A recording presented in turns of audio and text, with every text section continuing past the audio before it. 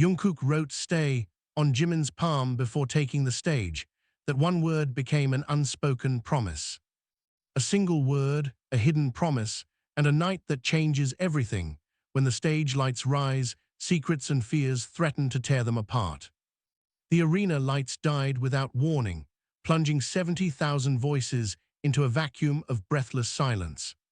For a heartbeat, the world held still. Then the emergency LEDs flickered on, painting the vast stage in a cold, surgical blue. Jimin stood alone at center, pulse hammering in his throat, the roar of the crowd replaced by a low electrical hum that crawled beneath his skin. "Jungkook," he whispered into the dark, though he knew the microphones were dead.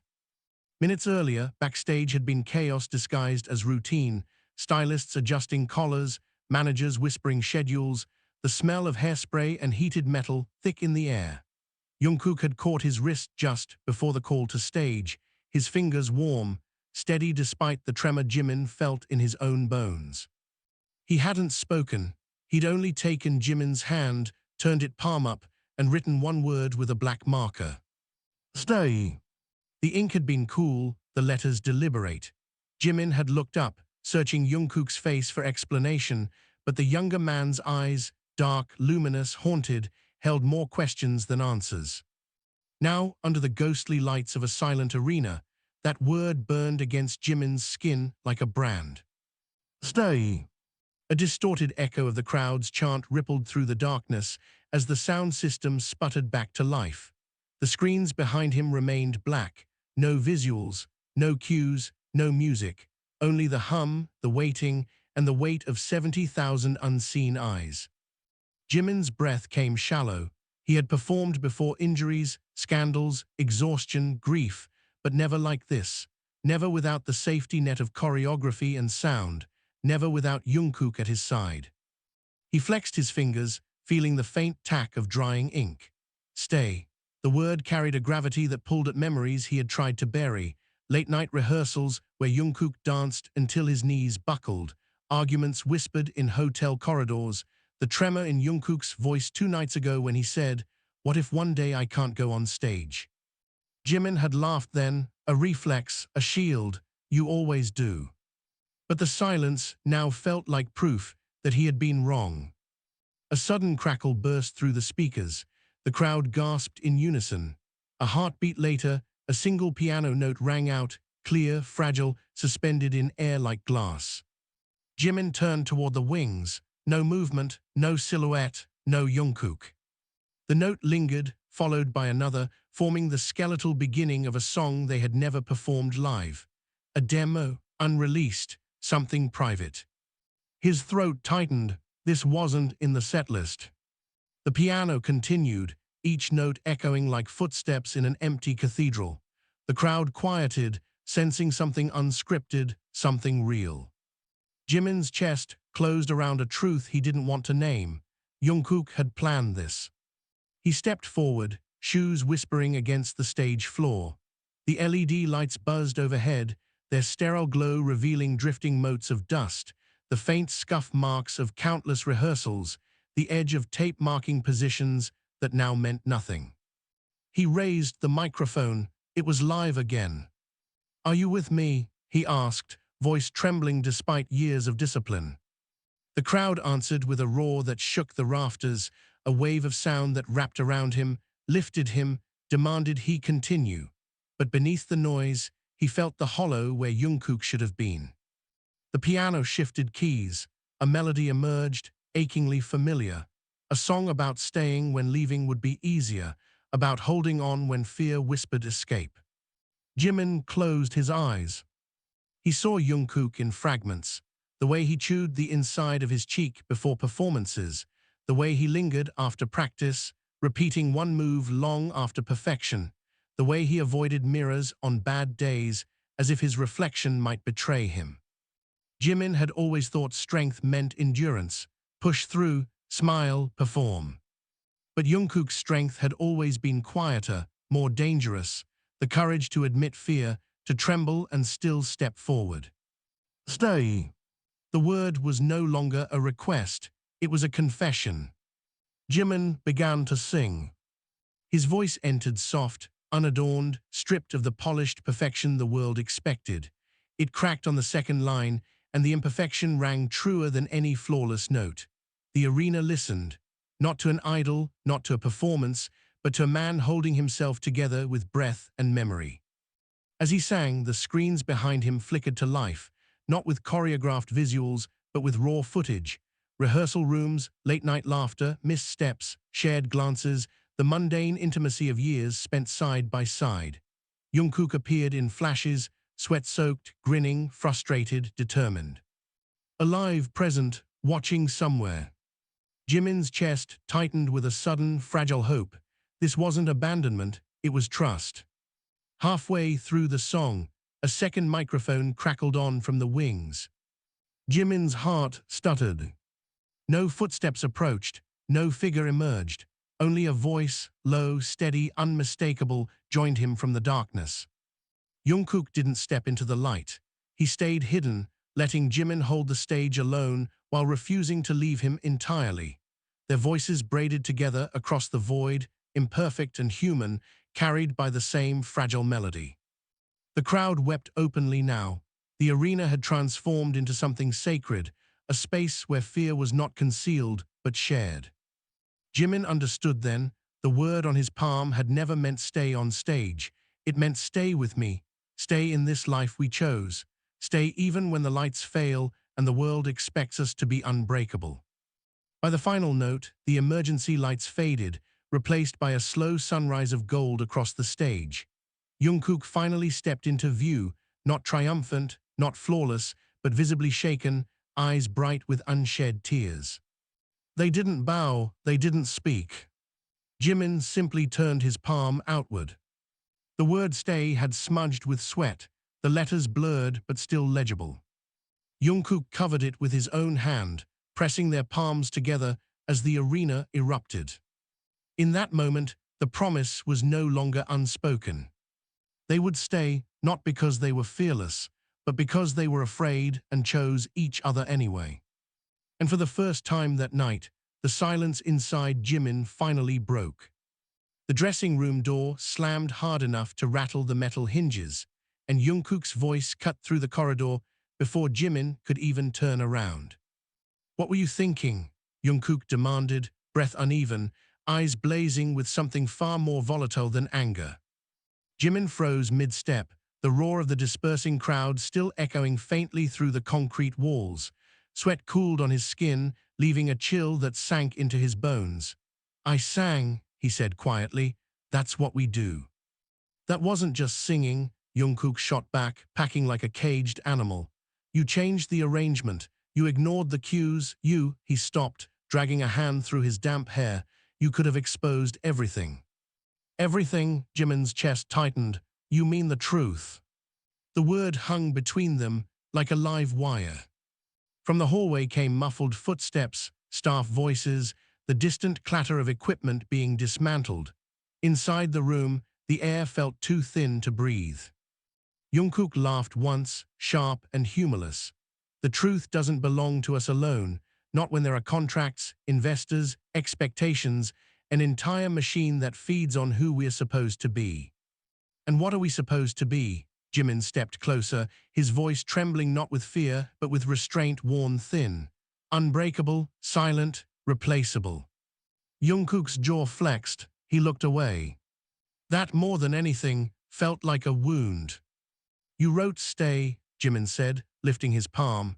The ink had smeared into a dark shadow, the letters bleeding into each other. "You pulled me into something you wouldn't even stand beside me for." "I was there," Jungkook said, softer now. "You heard me." From the shadows, Jimin swallowed hard. "Do you know what that felt like, singing to a voice that wouldn't show its face?" Jungkook's shoulders sagged, the fight draining out of him all at once. For a moment, he looked impossibly young, like the trainee who used to fall asleep in practice rooms with his headphones still on. "I couldn't breathe," he admitted, the words barely audible. "When the lights went out, I thought—" He stopped, pressing his fist against his sternum as if trying to steady a heart that refused to cooperate. "I thought I was disappearing." The confession landed with more force than any shout. Jimin's anger faltered replaced by something heavier, more dangerous, understanding. "You should have told me," he said. "I tried." Jungkook's eyes glistened, frustration threading through his voice. "2 nights ago, in the hotel, you laughed." The memory struck like cold water. Jimin saw it clearly now. The dim lamp, the hum of the air conditioner, Jungkook sitting on the edge of the bed with his hands clasped so tightly his knuckles blanched. "What if one day I can't go on stage?" "You always do." A joke, a deflection, a failure. "I thought you were tired," Jimin whispered. "We were all tired." "I'm not tired," Jungkook's voice broke. "I'm terrified." Silence swallowed the room. Outside, someone called Jungkook's name, a manager's voice, urgent, controlled. The world was already moving on, demanding the next appearance, the next smile, the next proof that nothing had gone wrong. Jungkook didn't respond. He leaned back against the wall, sliding down until he sat on the floor, elbows on his knees, head bowed. "Do you know what it's like," he said hoarsely, "to feel 70,000 people waiting for you to be perfect? To know that one crack, one wrong note, one moment of weakness, and they'll say you've changed." Jimin crouched in front of him. "You have changed," he said gently. "We both have." "That's exactly the problem." Their reflections stared back from the dark television screen mounted on the wall. 2 figures in stage clothes, makeup smudged, eyes ringed with exhaustion. Idols, reduced to something achingly human. "You saved me out there," Jungkook said after a long pause. "When you kept singing, when you didn't freeze." "I was freezing," Jimin admitted. "Inside, I thought you'd left." "I almost did." The words sliced clean and deep. Jimin inhaled sharply. "Why didn't you?" Jungkook looked up, meeting his gaze with a raw honesty that stripped away years of practiced composure. "Because you were still there." The hallway noise grew louder. A knock sounded, more insistent this time. "5 minutes," the manager called. "Press is waiting." Jungkook didn't move. Jimin stood slowly, extending his hand. "Then stay," he said. "Not for them, not for the cameras, for yourself, for us." Jungkook stared at the offered hand, as if it were both salvation and sentence. "You make it sound simple," he murmured. "It's not." Jimin's smile was fragile but real. "It's terrifying." A long beat passed, then Jungkook placed his hand in Jimin's. His grip was warm, unsteady, alive. They stood together just as the door opened and the manager stepped in, relief and irritation warring across his face. "There you are, the press is." He stopped, taking in their clasped hands, their tear-bright eyes, the charged stillness of the room. Something in his expression shifted, not approval, not disapproval, calculation. "Be careful what you say," he warned quietly. "Tonight is already unusual." Unusual, the word felt like a veil thrown over a storm. As they walked toward the press room, flashes from cameras leaked beneath the door ahead, a staccato lightning storm waiting to strike. Voices overlapped, reporters speculating, fans chanting, rumors spreading in real time across unseen screens. Jimin's pulse thundered. Jungkook's hand tightened in his. "Whatever happens," Jungkook whispered, "don't let go." "I won't," Jimin said. The door opened. Light exploded around them, questions fired like bullets. Was the blackout staged? Are you facing internal conflict? Why perform an unreleased song? Is the group in crisis? Jungkook flinched. Jimin felt it, a tremor traveling through their joined hands. He stepped forward, pulling Jungkook with him into the blaze of scrutiny. "We're not in crisis," Jimin said, voice steady despite the storm. "We're human." A murmur rippled through the room. Cameras zoomed, pens scratched. Headlines began forming in the charged air. Jungkook swallowed, then leaned toward the microphones. "And being human means being afraid," he added, his voice shaking but clear. "But it also means choosing to stay." The room fell silent. In that silence, something irreversible shifted, not just in how the world saw them, but in how they saw themselves. No choreography, no script, no safety net. Only truth, fragile and blazing, held between them like a shared flame they refused to let die. The first headline hit before they even left the press room. Jimin saw it reflected in the black glass of a cameraman's lens as they were escorted down the corridor. Human, not idols, when stage confession SHOCKS industry. Beneath it, smaller text scrolled in relentless real time, words mutating into speculation, speculation into accusation. Jungkook's grip on his hand tightened. "It's starting," he murmured. "It never stopped," Jimin replied, though his voice lacked conviction. Their manager walked ahead, phone pressed to his ear, speaking in clipped whispers that sounded like negotiations for a ceasefire no one believed in. Staff avoided eye contact. A stylist wiped at smudged makeup on Jimin's cheek with trembling fingers, as if erasing evidence of something dangerous. By the time they reached the waiting van, the night air had turned electric. Fans still lingered beyond barricades, their faces glowing blue from phone screens. Some cried, some shouted their names, some simply watched in stunned silence. A girl near the front held up a sign that read "Stay with US." Jungkook stopped walking. Security urged them forward, but he stood rooted, staring at the sign as if it were a mirror reflecting a version of himself he wasn't sure he deserved. Jimin leaned close. "You can't carry everyone," he whispered. Jungkook's voice was barely audible. "But what if they're the only reason I'm still here?" Before Jimin could answer, a shout cut through the noise. "Is it true you're breaking up?" The question came from a reporter who had slipped past the barrier, microphone thrust forward like a weapon. Cameras swiveled. The crowd gasped. Security moved in, but the damage was done. The question hung in the air, toxic and irresistible. Jungkook's shoulders stiffened. Jimin felt the tremor run through him. "We're not breaking up," Jimin said firmly, turning toward the reporter.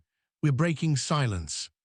A ripple of murmurs spread through the crowd, confusion mingling with awe. The reporter pressed on. "Your company hasn't released a statement. Investors are already reacting. Are you prepared for the consequences of what you said tonight?" Consequences. The word landed like a stone in Jimin's gut. He thought of contracts signed in ink that felt heavier than blood, of clauses about image, conduct, loyalty. He thought of years spent becoming symbols instead of men. Jungkook stepped forward before security could pull him back. "I've lived with consequences since I was 15, he said, voice steady but edged with something fierce. "Every choice, every mistake, every breath I take in public has consequences. Tonight wasn't different. It was just honest." The crowd erupted, cheers, sobs, angry shouts, the sound of thousands of conflicting emotions colliding in the dark. Security finally ushered them into the van. The door slammed shut, muting the chaos into a dull roar. Inside, the silence was suffocating. Their manager lowered his phone slowly. "Do you have any idea what you've done?" Jimin met his gaze, told the truth. "You've destabilized a billion-dollar brand," the manager snapped, composure fracturing. "Sponsors are calling, the board is calling. They want damage control, apologies, reassurance that this was a misunderstanding." Jungkook let out a hollow laugh. "A misunderstanding of what being human?" "Of being marketable," the manager shot back. "Do you think people buy tickets to watch fear? They buy certainty, they buy perfection." "Then they've been lied to," Jungkook said.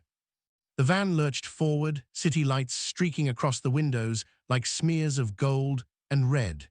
Jimin watched their reflections flicker, two figures caught between who they were and who the world demanded they remain. "You need to issue a statement," the manager insisted, voice lower now more dangerous. "Something controlled, reassuring, no more surprises." Jimin felt Jungkook's hand slip from his. "No," Jungkook said quietly. The single syllable detonated in the cramped space. The manager stared at him. "No." "No more scripts," Jungkook said. "No more pretending panic attacks are fatigue or that injuries are minor discomfort. No more smiling through nights when I can't breathe. His voice shook, but he didn't look away. If that makes me a liability, then say it. The van's engine seemed suddenly too loud. Jimin's heart pounded. He had known Jungkook was close to breaking point, but hearing the fracture aloud felt like standing on a fault line as the earth split open. You think they'll thank you for this? The manager asked softly. The industry doesn't reward vulnerability, it replaces it. Let them try, Jungkook said. The words hung there, reckless, brave, terrifying. Jimin reached for him again. This time, Jungkook didn't pull away. You're not alone in this, Jimin said. If they replace you, they replace me too. The manager closed his eyes briefly, as if calculating losses he couldn't afford. You're speaking like men who believe you have leverage. We are speaking like men who are tired of disappearing, Jimin replied. The van slowed as it approached their hotel. Outside, a new crowd had gathered, fans, reporters, onlookers drawn by the gravitational pull of controversy. Camera flashes ignited the night. Jungkook's breath quickened. Jimin noticed immediately. Look at me, he said softly. Jungkook did. His pupils were blown wide, his chest rising too fast.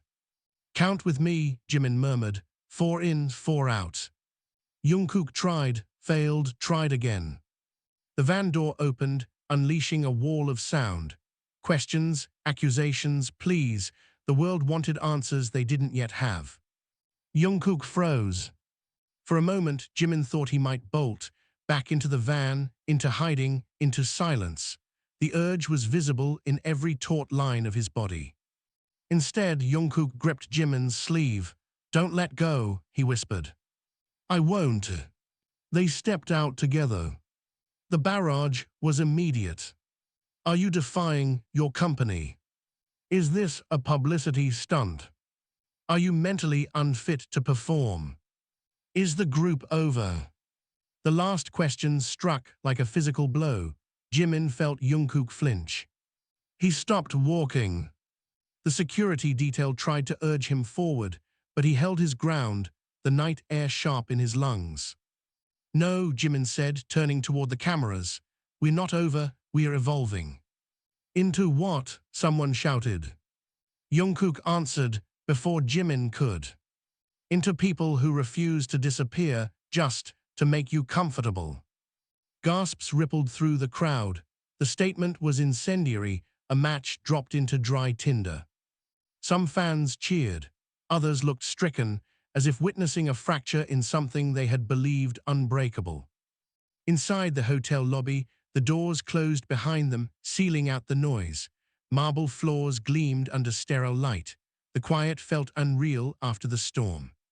Jungkook swayed. Jimin caught him by the shoulders. Hey, stay with me. Jungkook's laugh was weak. You're the one who sang that. And you're the one who wrote it. They stood there, breathing the same recycled air, hearts gradually slowing in reluctant synchrony. The elevator doors opened with a soft chime. They stepped inside alone. As the doors slid shut, Jungkook's reflection stared back at him from the mirrored walls. Eyes red, makeup smeared, a man stripped of the illusion he had worn for years. Do you regret it? He asked.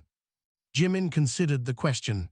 The fear, the headlines, the uncertain future stretching before them like an unlit road. No, he said at last, I regret not listening sooner. Jungkook's throat worked as he swallowed. I thought if I said it out loud, everything would collapse. Maybe it needed to, Jimin replied, so something real could stand in its place. The elevator climbed in silence, each floor a quiet countdown to whatever came next. When the doors opened to their floor, the hallway lights flickered once, just a momentary glitch, easily dismissed. But both of them noticed. Jungkook exhaled slowly, still afraid. Yes, Jimin admitted. Me too. They walked down the corridor side by side, not touching this time, but close enough that the space between them felt intentional, chosen rather than imposed. At Jungkook's door, he hesitated. If they make us apologize tomorrow. Jimin met his gaze. Will you? Jungkook thought for a long moment. No, he said finally, but I might explain. Jimin smiled faintly. That's a start. Jungkook opened the door, then paused, glancing back. Stay. The word no longer sounded like a plea. Jimin nodded, always.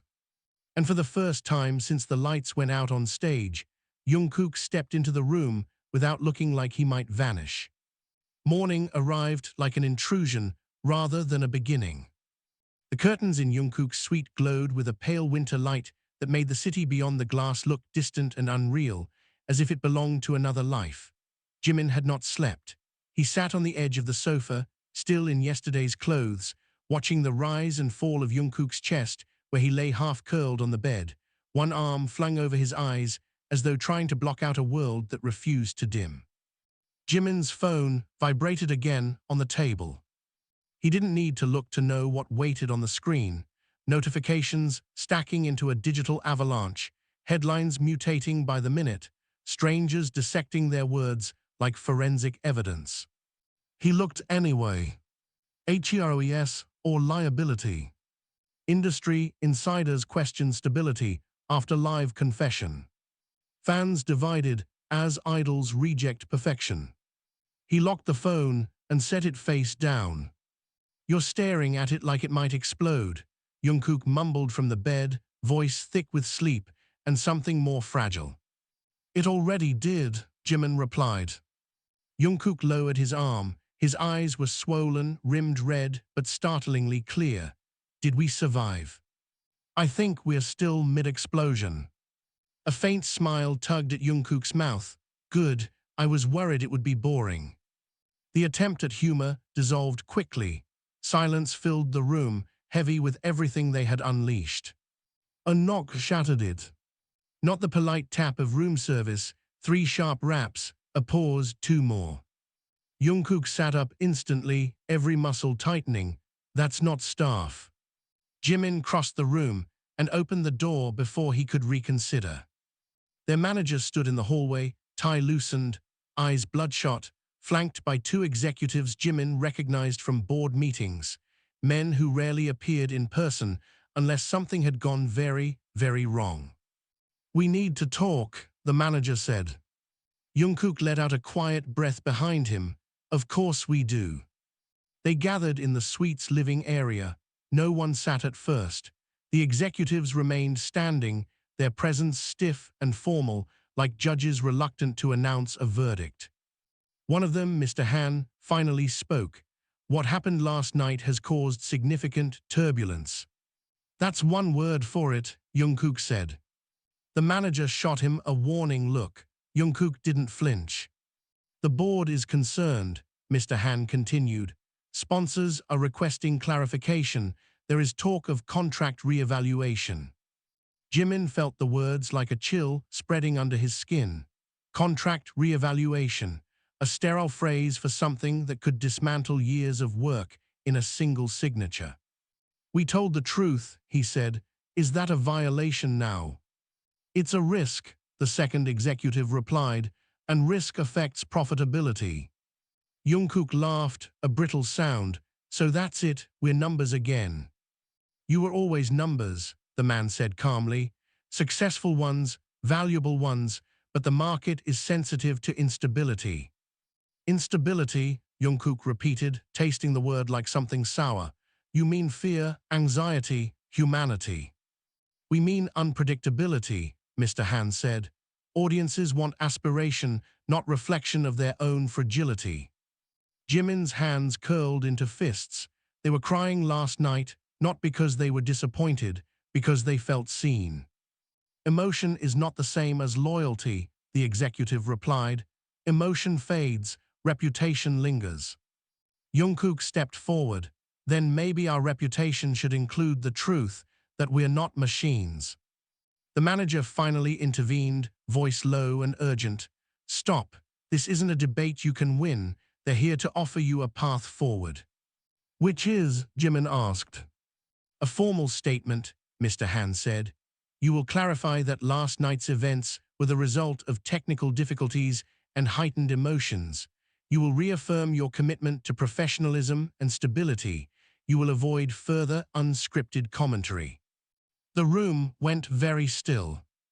Jungkook stared at him. You want us to apologize for being honest. We want you to protect what you've built. What we built, Jungkook's voice rose, heat bleeding through every syllable. We built this with our bodies, our voices, our sleepless nights. And now you want us to pretend we're fine when we're not, just so the illusion stays intact. The illusion, the executive said coolly, is the product. Jimin felt something inside him snap. Not loudly, not dramatically, but with the quiet finality of a thread pulled too tight for too long. And what are we, he asked, packaging? The manager closed his eyes briefly.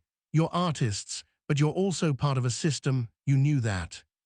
Yes, Jimin said, but I didn't know the system required us to disappear. Silence pressed in. Jungkook's breathing grew uneven again, but this time it wasn't panic. It was fury barely contained. You said last night the industry replaces vulnerability, he said, staring at Mr. Han. Go ahead, replace us. The manager's head snapped up. Jungkook. No, Jungkook continued, voice shaking but relentless. If honesty makes us expendable, then we were never valued. We were rented. The words hit like a slap. Mr. Han's expression hardened. Be careful, there are thousands who would take your place. Jimin stepped beside Jungkook. Then let them, but they'll inherit the same silence, the same fear, the same pressure to be perfect until they break. The second executive checked his watch, as if this were merely a meeting running over schedule. You have until noon to decide whether you will issue the statement. If you refuse, the company will proceed with its own narrative. And what narrative is that? Jungkook asked. That you are unwell, the man said, and stepping back temporarily for recovery. The threat landed exactly where it was intended. Jungkook's face drained of color. You'd call me unstable. We would call you human in a way the public understands, Mr. Han said. Sympathy is easier to manage than defiance. Jimin felt Jungkook sway. He reached out, steadying him. Get out, Jimin said, voice low and lethal. The manager looked at him, startled. Jimin. You heard me, Jimin said. We'll decide without an audience. The executives exchanged glances, then nodded curtly. Noon, Mr. Han repeated, and they left. The door closed. For a long moment, neither of them moved. Then Jungkook's knees gave out. Jimin caught him before he hit the floor. Hey, stay with me, breathes. They're going to erase me, Jungkook whispered, clutching his shirt. Turn me into a cautionary tale. He was too weak, too emotional, he couldn't handle it. They won't, Jimin said, though he had no idea how to make that promise true. They already are, Jungkook's voice cracked. Did you hear him? Sympathy is easier to manage. They want me small, harmless, apologetic. Jimin guided him to the sofa. Look at me. Jungkook did, eyes glassy with a mix of rage and terror. You are not a liability, Jimin said. You're the bravest person I know. You walked into that press room and told the truth when it would have been easier to lie. And now it might cost everything. Maybe, Jimin admitted, but what is everything worth if you lose yourself to keep it? Jungkook's breath hitched. I don't know who I am without this. Jimin's chest tightened. Then we find out. A bitter smile flickered. Together. Together. The clock on the wall ticked with merciless precision. 10:17 a.m. 2 hours until noon. Jungkook leaned back, staring at the ceiling. If we refuse, they'll spin their own story. They already are, Jimin said. The only question is whether we let them define us. And if the fans turn away, Jungkook asked quietly. Jimin thought of the girl with the sign, stay with us. Then at least they'll be turning away from who we truly are, he said, not a lie. Jungkook closed his eyes. Tears slipped silently into his hairline. I'm so tired of pretending I'm not afraid, he whispered. You don't have to pretend with me. Outside, the city continued, as if nothing had shifted. traffic murmuring, distant sirens wailing, life indifferent to the private wars waged behind hotel doors. At 11:58, Jungkook stood. His hands were still trembling, but his spine had straightened. "Call them," he said. Jimin searched his face. "Are you sure?" "No," Jungkook admitted, "but I'm done disappearing." The manager answered on the first ring. "Well," he asked. Jungkook took a breath that sounded like stepping off a cliff. "We're not issuing the statement." A long silence. "You understand what that means?" the manager said. "Yes," Jimin replied. "It means whatever happens next will be real." The line went dead. Jungkook stared at the phone in his hand as if it might shatter. Instead, it remained stubbornly intact, like the fragile, terrifying truth they had just chosen to stand inside. For the first time since the blackout, the future felt unwritten. And for the first time in years, that uncertainty did not feel like a threat. It felt like oxygen. The fallout did not arrive as a single explosion, but as a series of precise detonations. At 12:07 p.m., their access cards stopped working. Jimin discovered it first when he tried to re-enter Jungkook's suite after retrieving coffee from the hallway. The red light blinked, once, twice, final. He stared at the door, pulse thudding in his ears. From inside, Jungkook opened it manually. "Why are you knocking? You have." "My card's dead," Jimin said. Jungkook's expression didn't change immediately. Then the meaning settled in, and something cold replaced the fragile steadiness he'd built over the morning. "They're moving fast," he said. By 12:15, the hotel television carried a breaking news banner. Agency announces temporary hiatus, 4-member health recovery. Jungkook stood frozen in front of the screen, coffee forgotten in his hand, as the chyron scrolled beneath a carefully selected photo, one where he looked tired, eyes shadowed, expression unreadable. The narrative had already begun rewriting him. "They didn't wait," he whispered. "They never were going to," Jimin replied. The statement was read in a calm, reassuring tone by a news anchor, concerns for well-being, commitment to rest, gratitude for fan support. Every word wrapped in compassion, every sentence erasing the defiance of the previous night. Jungkook's fingers tightened around the paper cup until the lid buckled. They turned honesty into illness. "They turned control into care," Jimin said. A notification chimed on Jungkook's phone, then another, then a flood. Messages from members, from staff, from numbers he didn't recognize, from his family. He opened one, from his older brother. "Are you okay? Tell me the truth, not what they're saying on TV." His vision blurred. "I don't know how to answer that," he said. "Start with 'I'm still here,'" Jimin suggested. Jungkook let out a shaky breath that almost resembled a laugh. "I'm still here," he repeated, as if testing whether the words were true. The suite phone rang. They both stared at it. It rang again. Jimin picked up. "Hello." The manager's voice came through, stripped of its usual polish. "You need to come to the agency, now." Jungkook mouthed, "Why?" Jimin covered the receiver. "He says we need to go in." Jungkook shook his head immediately. "That's where they'll corner us, separate us." Jimin uncovered the phone. "We'll come together," he said into the receiver. A pause. "Fine," the manager replied, "but be prepared. This is no longer just internal." The line clicked dead. Jungkook sank onto the edge of the bed. Internal, external, public, private, it's all the same now. Jimin knelt in front of him. "We knew this would get worse before it got better." "You're assuming it gets better." "I'm choosing to." Jungkook searched his face. "How are you not terrified?" "I am," Jimin admitted, "but I'm more afraid of what happens if we go back." The drive to the agency felt like traveling through a city that had subtly turned hostile. Digital billboards flashed headlines. Radio snippets speculated about contract disputes and mental instability. At one intersection, a giant screen replayed footage of the press conference, freezing on Jungkook's face mid-sentence.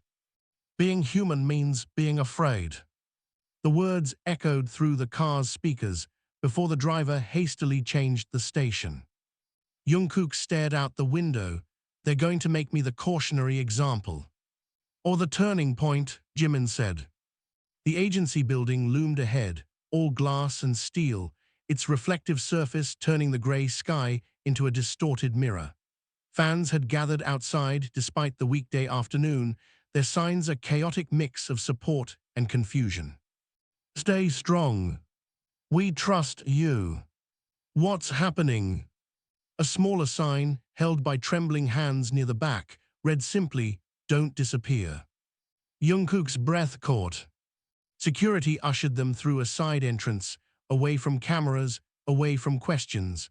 The lobby smelled faintly of disinfectant and expensive perfume, a sterile blend that made Jimin's stomach turn. They were led to a conference room on the top floor. The entire board was present. Jimin felt the shift immediately. This was no longer damage control. This was judgment. "Sit," Mr. Han said. They remained standing. Jungkook spoke first. "If this is about the statement, we've already seen it." "It was necessary," Mr. Han replied. "The markets were reacting." "I'm not a stock," Jungkook said. "No," the second executive agreed. "You are an asset, and assets require management." Jimin stepped closer to the table. "You called him unwell without his consent." "We called him in need of rest," Mr. Han corrected. "A narrative the public understands." Jungkook's hands trembled at his sides. "You made me small."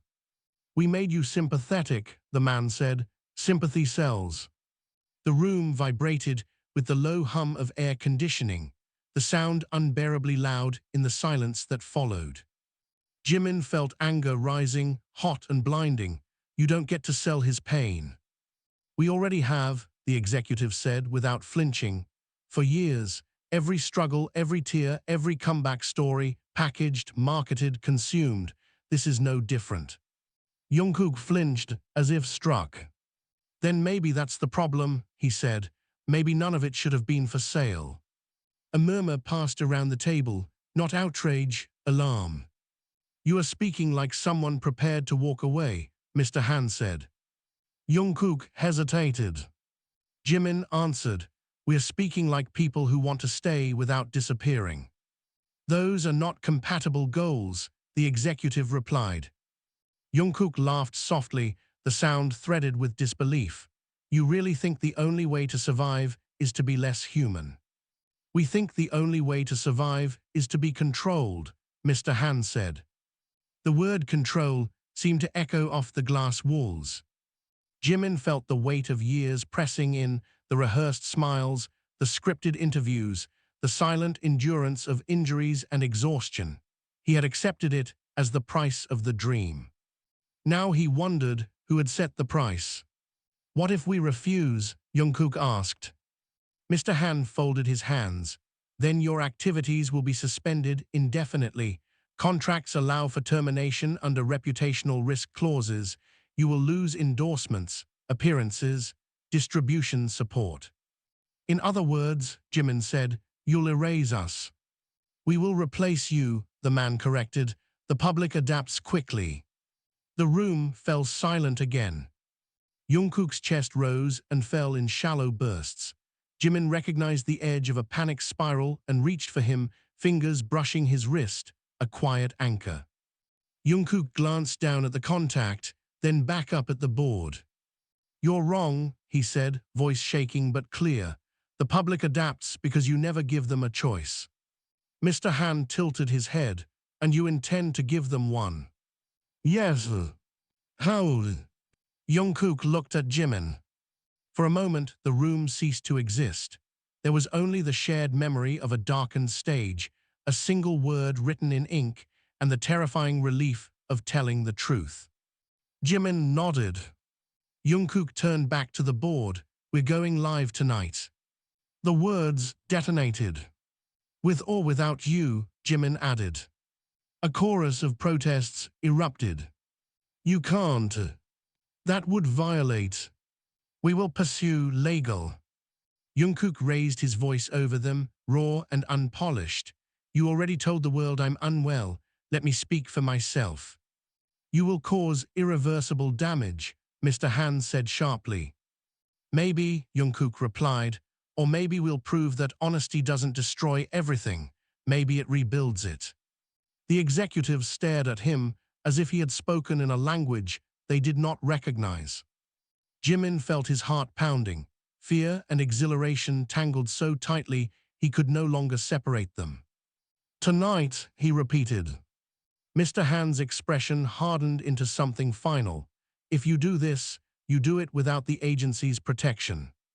Jungkook swallowed, then we'll do it without your permission. The words hung in the air like a severed tether. For the first time since they had entered the room, no one tried to stop them as they turned toward the door. In the hallway, Jungkook's steps faltered. He leaned against the wall, breath coming fast. Live, he whispered. Did we just? Yes, Jimin said, though his own hands were shaking. We did. They'll bury us. Maybe, Jimin admitted, but at least we'll be buried as ourselves. Jungkook let out a breath that trembled into a fragile laugh. You're terrifying. So are you. They stood there, two figures in a sterile corridor, stripped of scripts, protection, and certainty. Outside the building, the sky had darkened with the promise of rain. Jungkook looked up at it through the glass doors. If this ends everything. Jimin followed his gaze. Then it ends with the truth. Jungkook closed his eyes briefly, then nodded. Stay, he said. Jimin didn't hesitate, always. Rain began before dusk, a slow, relentless drizzle that turned the city into a smear of reflected light and blurred silhouettes. By the time they reached the small production studio borrowed from a sympathetic director friend, the storm had thickened into a steady downpour, each drop striking the windows like a ticking clock counting down to whatever would follow. The space was nothing like the arenas they were used to. No towering LED walls, no armies of stylists, just a black backdrop, a cluster of cameras, cables snaking across the floor, and a folding table littered with bottled water and hastily printed notes no one intended to read. Jungkook stood in the center of it all, turning slowly as if trying to understand how his life had narrowed to this room. This is it, he asked. This is enough, Jimin replied. A young technician approached, nervous but determined. We can go live on multiple platforms, she said. No delay. Once you start, there's no pulling it back. Jungkook nodded. No delay. She hesitated. Are you sure you want it that way? Yes, he said. If we're going to be real, we can't edit it. Jimin watched him carefully. The tremor was still there, hidden in the way Jungkook flexed his fingers, in the tightness of his jaw. But beneath it, there was something new, an unsteady, hard-won resolve. Their phones buzzed in unison. The group chat. Messages scrolled faster than they could read. Are you really doing this? We are watching. Whatever happens, we are with you. Don't let them twist your words. Jungkook's throat tightened. They know. They always do, Jimin said. A call came through from an unknown number. Jungkook declined it. It rang again, declined, a third time. Finally, a text followed. If you go live, you breach Clause 14. Legal action will be immediate. No signature, no name, just pressure distilled into 12 words. Jungkook showed Jimin the screen. Jimin exhaled slowly. They're afraid. They're powerful, Jungkook corrected. Both can be true. The director, a woman in her 40s with tired eyes and a steady voice, approached them. We are ready whenever you are, she said. But once the cameras are on, I can't protect you from what comes after. Jungkook gave a small, humorless smile. No one can. He moved toward the chair positioned beneath the main camera. For a moment, he hovered there, staring at the lens, a single unblinking eye that would carry his face to millions. "I've faced bigger crowds," he murmured. "But never without a script," Jimin said. Jungkook sat. The room fell silent except for the rain. Jimin remained standing just off camera, close enough that Jungkook could see him if he turned his head, close enough to anchor him. The technician counted down, 5, 4, 3. No dramatic intro, no music. Just a red light blinking on. Jungkook inhaled. "Hi," he said, voice rough. "I guess you've heard a lot about me today." Within seconds, comments flooded the live feed, scrolling faster than any human could process. Hearts, questions, accusations, pleas. "Are you okay? Is this real? Don't cry. We love you. Why are they saying you're sick?" Jungkook's eyes flicked to the monitor, then back to the lens. "I'm not sick," he said. "I'm scared. There's a difference." The words landed like a stone dropped into still water. Beside the camera, Jimin felt his own chest tighten. "I've spent years pretending fear was weakness," Jungkook continued. "Pretending exhaustion was normal. Pretending panic was something to hide so no one would worry, or worse, stop believing in me." His voice wavered. He didn't stop. "Last night the lights went out, and for a second I thought maybe I could disappear with them. Maybe it would be easier than standing in front of you and not being perfect." The comment feed surged. "Don't say that. You don't have to be perfect. We never asked you to disappear." Jungkook swallowed hard. "I thought if you saw me afraid, you'd leave." Jimin stepped closer, unable to stay silent. "We stayed," he said softly. Jungkook turned, startled, then nodded, turning back to the camera. "He stayed, you stayed, and I realized maybe the lie wasn't protecting anyone, maybe it was isolating all of us." His phone vibrated violently on the table. The screen lit up with the agency's caller ID. He ignored it. The call ended. Immediately, another began. The director mouthed, "You can silence it." Jungkook shook his head. "Let it ring." It did, over and over, a mechanical heartbeat trying to interrupt a human one. "They told you I'm on hiatus for health," he said, glancing briefly at the screen before looking back into the lens. "I'm not on hiatus. I'm here, right now, choosing to speak for myself." The rain intensified, drumming against the windows like applause or warning. It was impossible to tell which. "They said this could cost everything," he continued.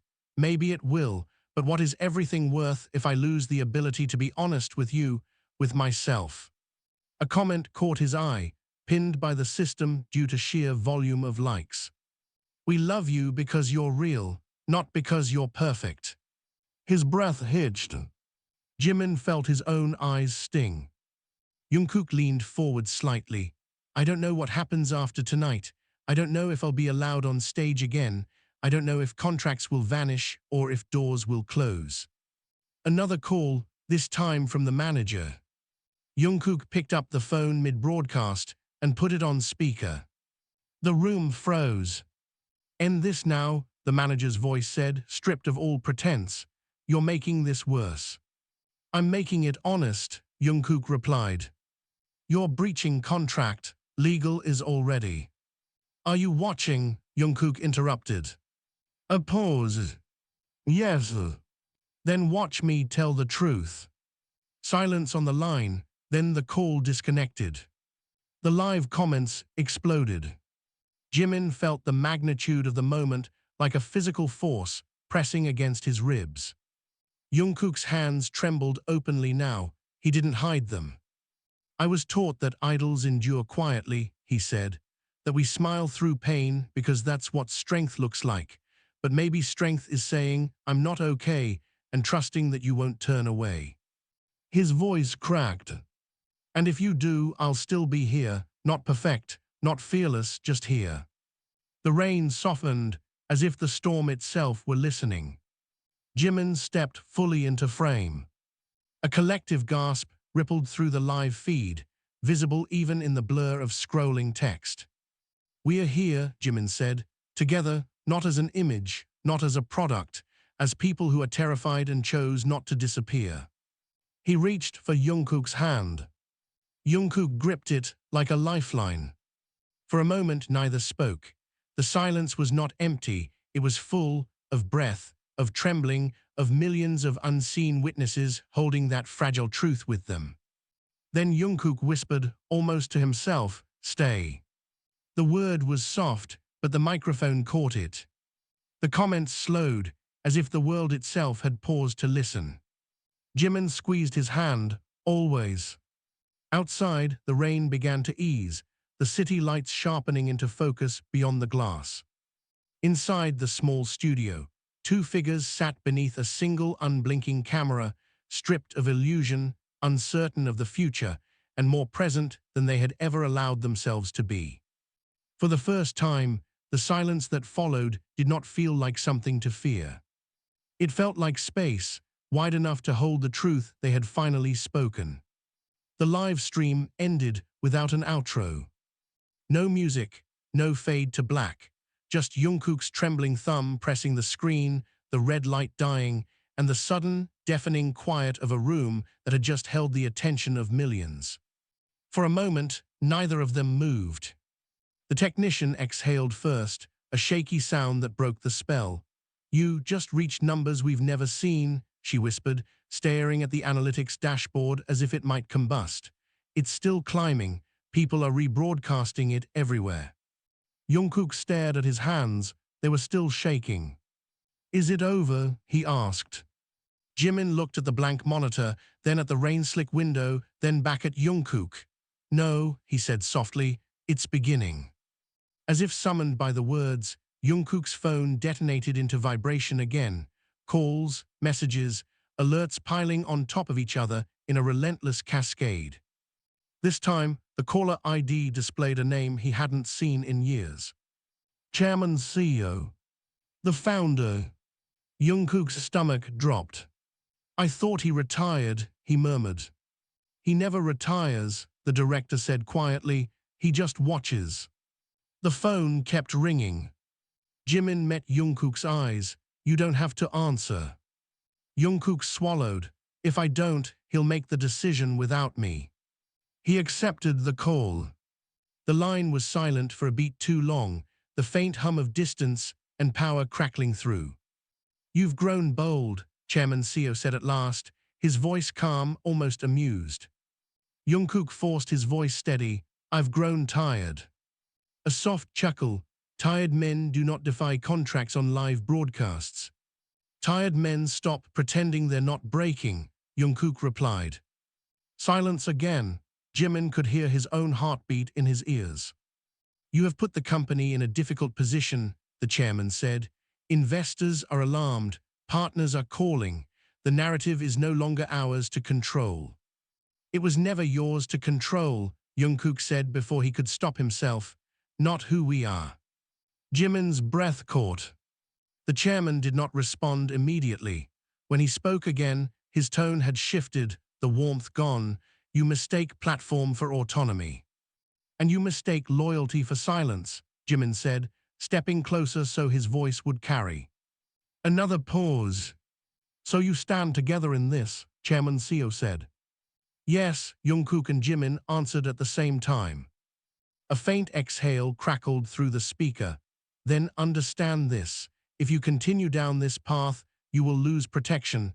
The industry is not kind to those who expose its machinery." Jungkook closed his eyes. "Maybe it's time people saw the machinery." "You believe the public wants that?" "I believe they deserve the choice," Jimin said. The chairman's voice softened, almost regretful. "You were always among our brightest.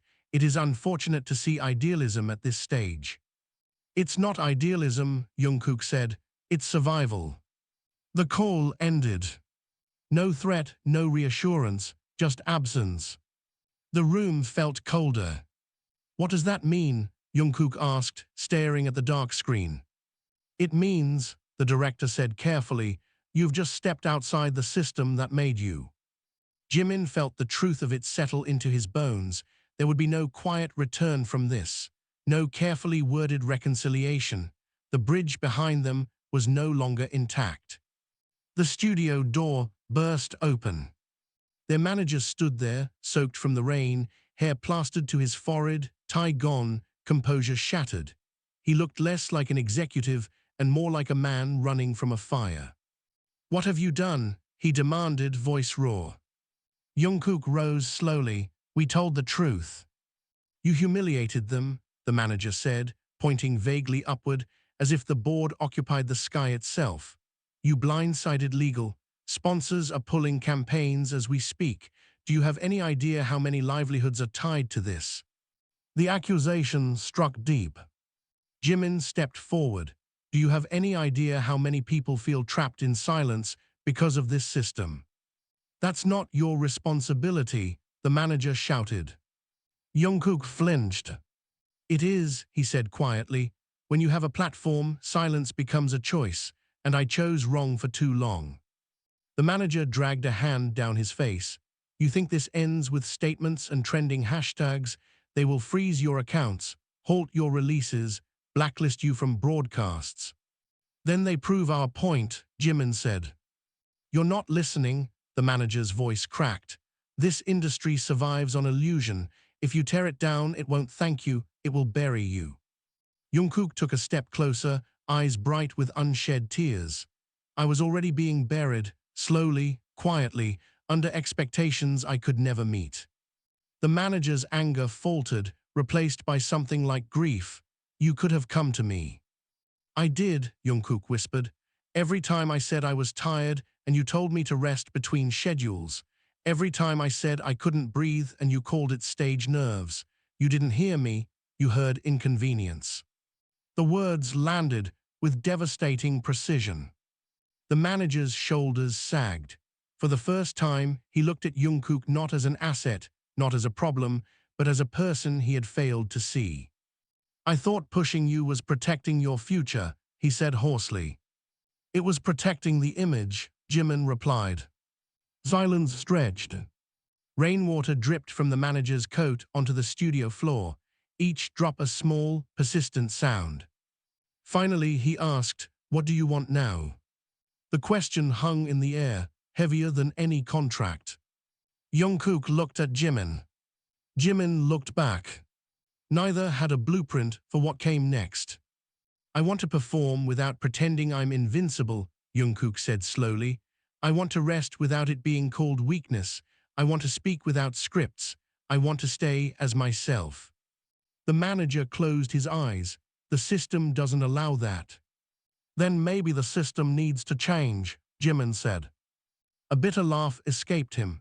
"You think two artists can change an industry built over decades?" "No," Jimin said, "but we can refuse to disappear inside it."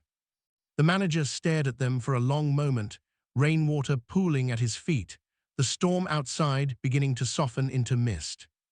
"You've started something you can't control," he said at last.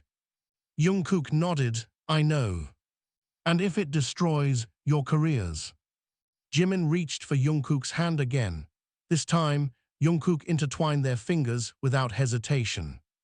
"Then at least we'll know we didn't destroy ourselves to save them," Jimin said. The manager's gaze dropped to their joined hands, then lifted back to their faces. Something unreadable flickered in his expression, fear, admiration, regret, all tangled together. "You always were terrible at doing what you're told," he muttered. Jungkook huffed a faint, exhausted laugh. "You hired us anyway." Outside, the rain slowed to a drizzle, the city exhaling after the storm. Inside the small studio, the future remained uncertain, volatile, and frighteningly open. But for the first time, the silence between them was not filled with unsaid fears. It was filled with the fragile, stubborn decision to remain. The storm had not passed, it had only been waiting. Rain battered the windows like a relentless accusation, each drop a reminder of everything they had tried to bury. Inside the dimly lit room, the air was thick with silence so heavy it felt like a living thing pressing against their lungs. No one dared to speak first. No one wanted to be the one to shatter what little illusion of control remained. You lied to me. The words came out raw, trembling, and far louder than intended. Mara's voice cracked, but she didn't look away. Her eyes burned with betrayal, locked onto Adrian as if daring him to deny it again. Adrian ran a hand through his soaked hair, leaving streaks of rainwater across his face like war paint. I did what I had to do, he said, his voice low, defensive, but the guilt underneath was unmistakable. What you had to do, she repeated, incredulous. You sold us out. You sold *me out. I saved your life. The shout echoed, colliding with the thunder outside. For a moment, even the storm seemed to hesitate. Mara laughed, a sharp, broken sound. You don't get to decide that. You don't get to play the hero after handing them everything we built. From the corner of the room, Jonas shifted uneasily, his gaze darting between them. This isn't helping, he muttered. They're already on their way. We need to leave. Now. No, Mara said, without looking at him. Not until he tells the truth.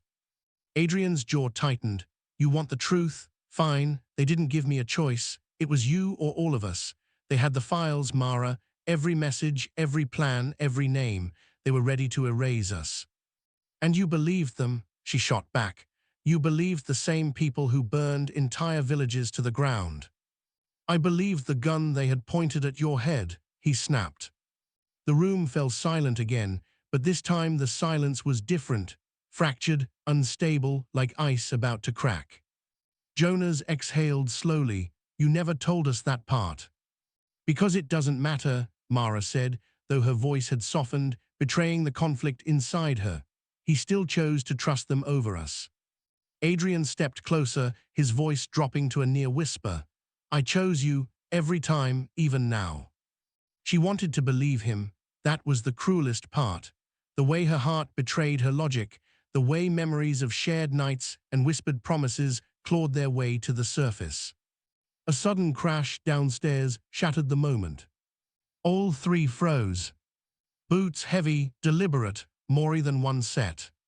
Jonas cursed under his breath. They're early. Mara's pulse roared in her ears. You said we had until dawn. I was wrong, Adrian said, already moving toward the back exit. Or they never intended to wait. Another crash, closer this time. A voice barked orders from below, cold and mechanical. Go, Jonas urged, grabbing his bag. We can argue later if we're alive. Mara hesitated, her gaze locked on Adrian. If this is another lie.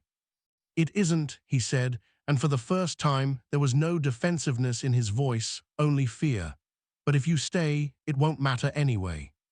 The door at the end of the hall splintered. Time snapped back into motion. They ran.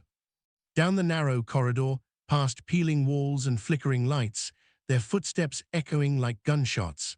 The building felt like it was closing in on them, each turn tighter than the last, each shadow hiding the possibility of betrayal.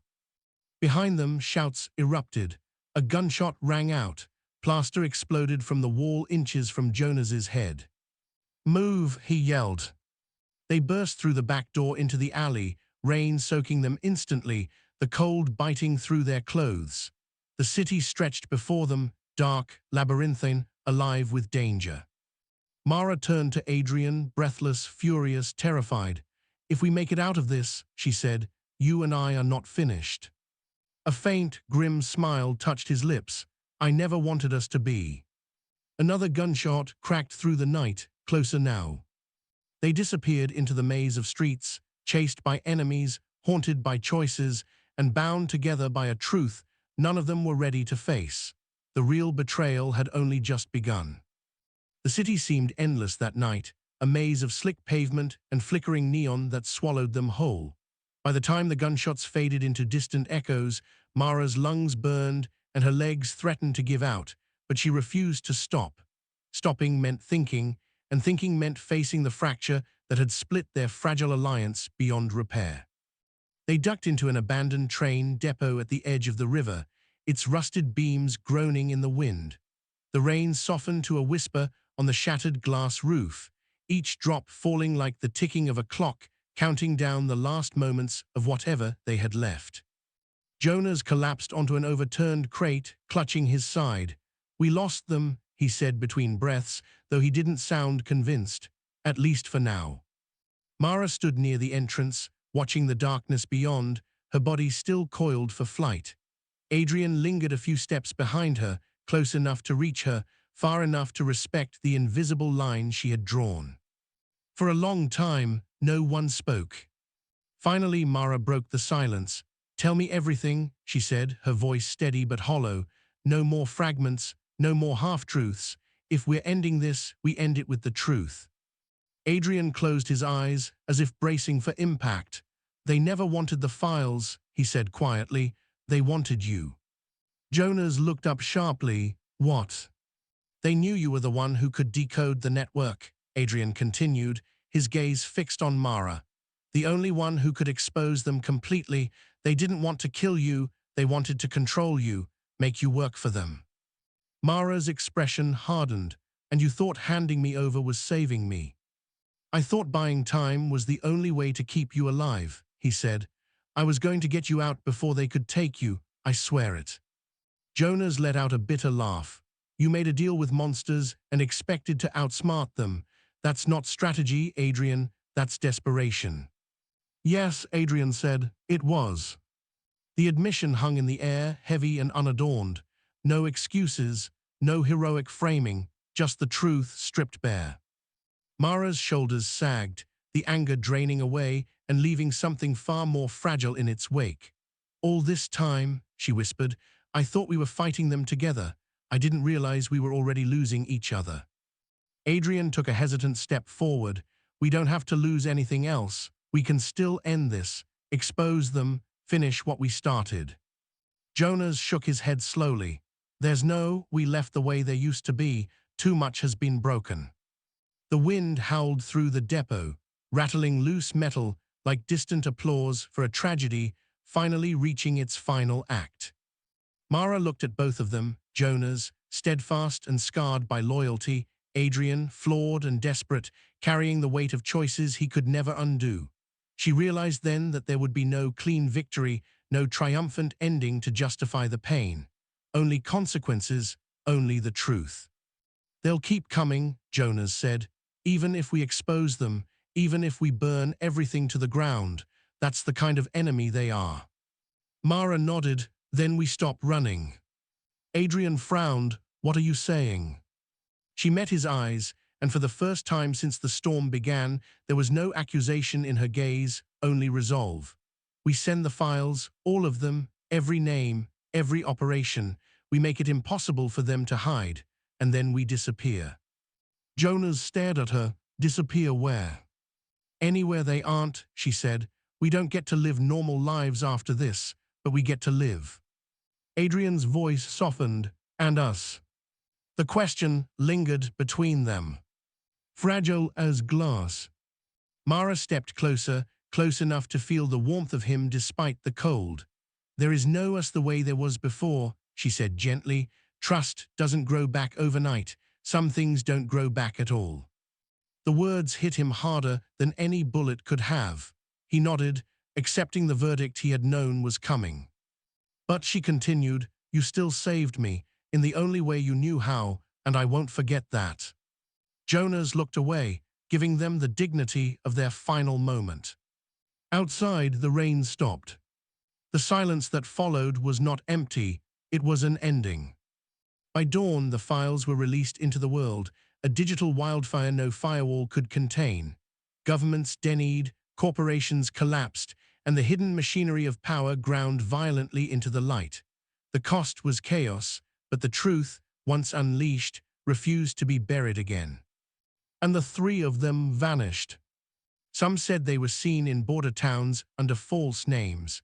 Others claimed they turned on one another before the week was out. A few believed they never made it out of the city at all. The truth was simpler and sadder. They survived. Not as heroes, not as friends, not as lovers. Just as three people who had stood at the center of a storm, made impossible choices, and walked away carrying scars no one else would ever see. Years later, in quiet moments before sleep, Mara would sometimes hear the echo of Adrian's voice in the rain and wonder what might have been if trust had been stronger than fear.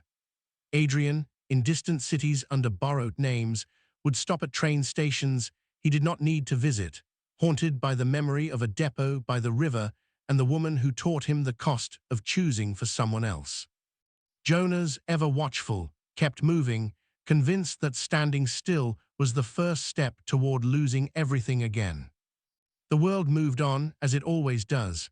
New secrets replaced old ones, new storms gathered. But somewhere, in the spaces between identities and histories, three survivors carried the quiet, unspoken truth of that night. Some battles are won. Some betrayals are forgiven. And some endings are not endings at all, but the price of finally telling the truth.